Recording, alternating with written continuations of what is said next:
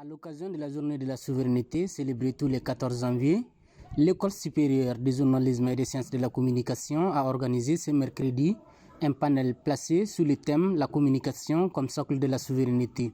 La cérémonie était présidée par le ministre de l'Enseignement supérieur et de la Recherche scientifique, le professeur Bourima Kansai, en présence de son homologue de la communication, Alhamdou Ag-Ilien.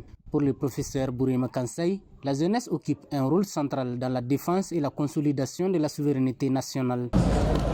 Et le thème de cette conférence est d'ailleurs assez éloquent. Il est fondamental pour la jeunesse d'être bien formée, d'être mobilisée pour protéger cette souveraineté. La souveraineté n'est pas un mot vague, ce n'est pas un mot creux, elle est concrète. Elle touche à notre sécurité. Nous voulons être souverains chez nous, faire des choix, sécuriser nos biens, sécuriser la population. Cette souveraineté, elle touche aussi l'éducation. Il faut que nos valeurs, nos principes soient enseignés dans nos écoles, que nos enfants grandissent avec nos valeurs. C'est comme ça qu'ils deviennent forts dans le monde. Ceux qui sont forts aujourd'hui sont ceux qui sont ancrés dans leurs propres valeurs et qui se projettent dans le monde. Même son de cloche du ministre de la Communication qui appelle la jeunesse à mieux se l'approprier. Il nous a été instruit de venir dans tous les centres de formation, particulièrement de la jeunesse, pour commémorer cette journée. Parce que d'abord, c'est une journée symbolique. Et vous savez que les symboles sont importants dans la conception même de la conscience. Donc, et cela ne peut se faire que par la communication.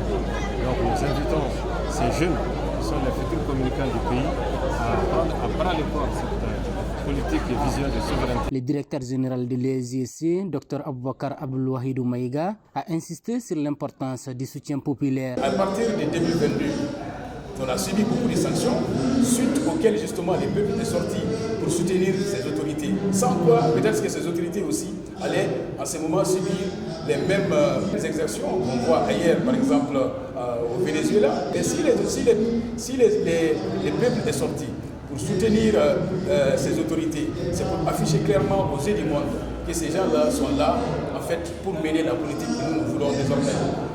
Nous voulons avoir l'autodétermination, l'auto-affirmation et l'autogestion aussi de nos affaires internes. Nous ne voulons pas en fait que nos décisions soient prises désormais ailleurs. Le conférencier du jour, Bandjougou Dante, président de la Maison de la Presse, a invité les journalistes à plus de professionnalisme et de responsabilité dans le traitement de l'information. Il ne s'agit plus d'accepter que les contre-vérités venues d'ailleurs, des informations orientées, puissent continuer à être utilisées pour créer les incompréhensions entre la population.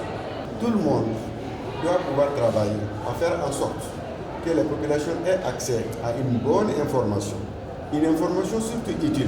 Il ne s'agit pas surtout de rester dans le complexe d'infériorité, de surestimation de l'autre. Non, c'est nous qui vivons ici, c'est nous qui connaissons nos réalités, c'est nous qui pouvons aller à la source, c'est nous qui pouvons donner la parole aux populations pour que ces populations s'expriment.